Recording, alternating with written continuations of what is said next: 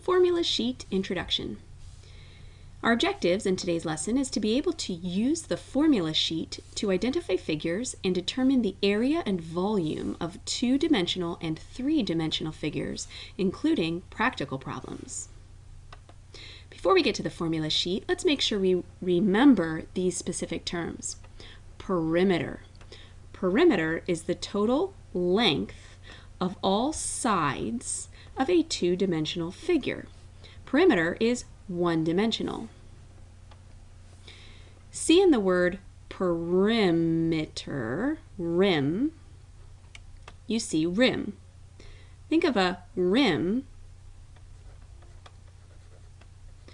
which is going around something, like the rim of a basketball net. So we can think of perimeter as the distance around something.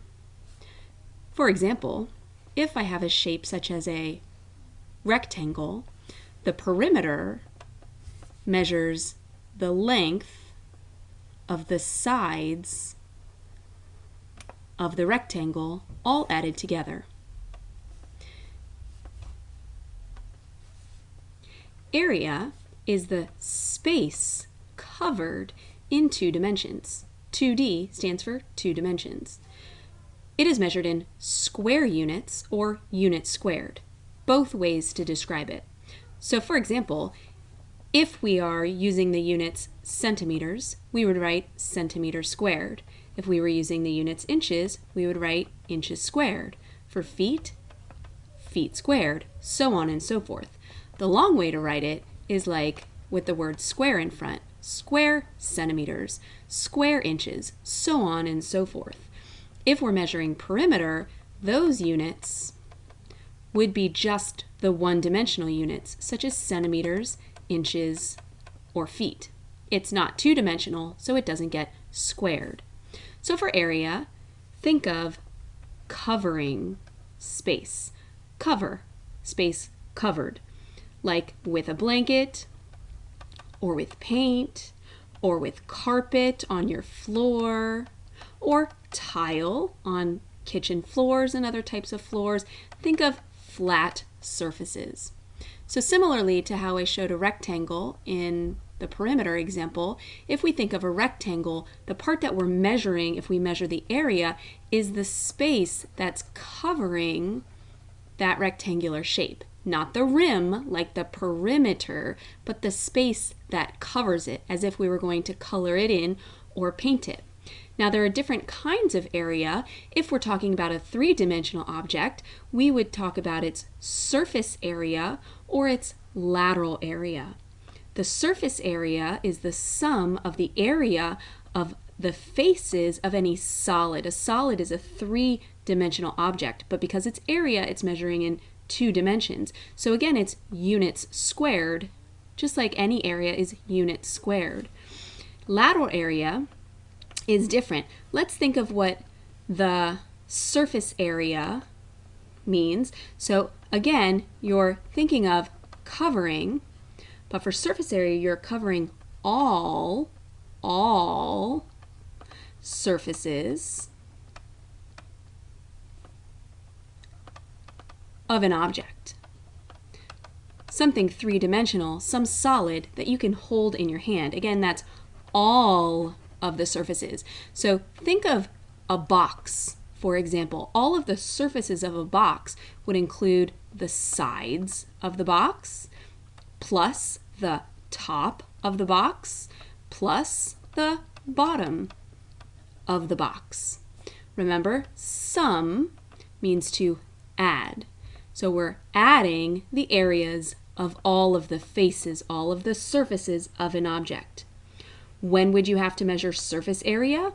If you were asked to wrap something like a gift, a present. If you needed to paint all of the surfaces of something, that's the surface area. What's different about lateral area is lateral means sides.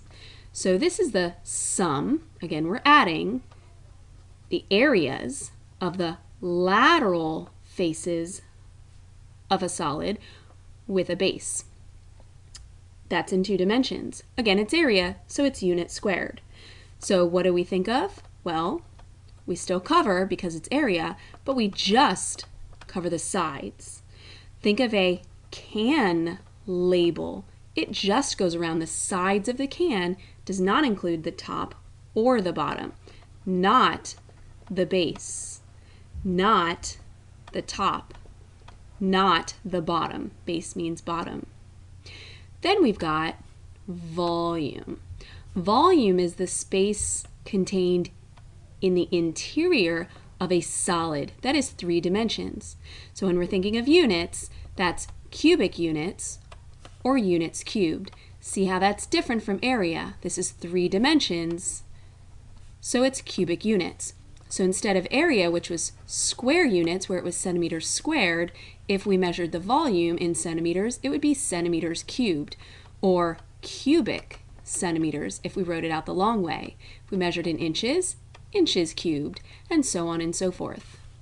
What do we think of when we need to find volume? We think of filling something, like filling a cup. If something says, how much can it hold? Holding is in the interior of a solid. Like liquid, how much liquid, like water, can a cup hold? So liquid in a cup is using volume. What else can you think of that would be a measurement of volume? Now, because volume requires a 3-dimensional object, instead of just a rectangle to compare to these two, I'm going to turn this rectangle into a rectangular prism,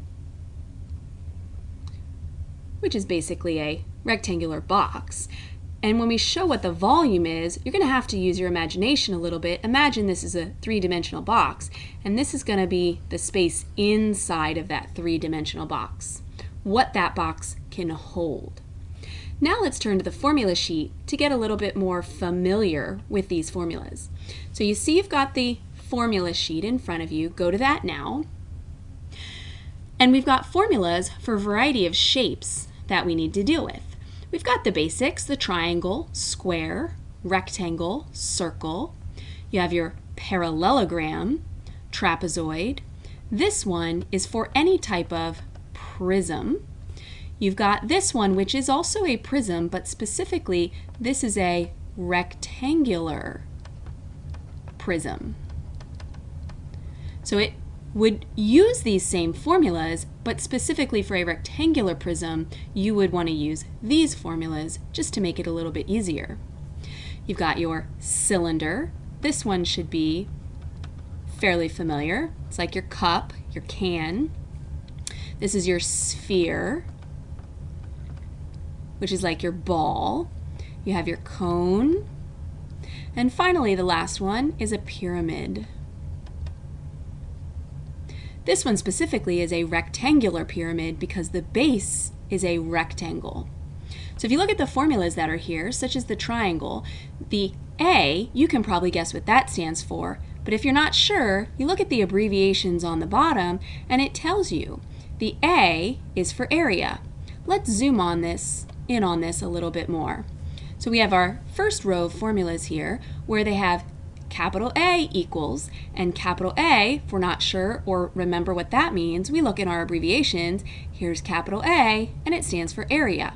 So any of the formulas, if you're not sure what the letters stand for, look to the bottom of the page to see what the abbreviations are for. If the abbreviations are not in there, such as here we have lowercase b, I don't see the lowercase b. I see uppercase b, but that's different. Uppercase b stands for area of base.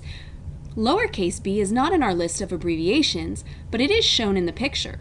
Lowercase b is the length of the base of the triangle.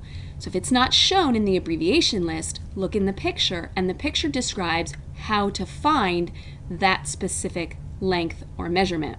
Similarly, the lowercase a, which is not in our list of abbreviations, is this specific side of this triangle, and so on and so forth. If I'm looking at a square or a rectangle and I see the P, well, P is not shown in the picture, therefore it's going to be in our abbreviation list.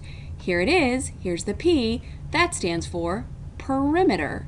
This means the perimeter, the rim, the length going around the figure. Because S is shown in the picture, this means the length of the side, so the perimeter is 4 times S. The area of the square is S squared, and so on and so forth with the rest of our formulas.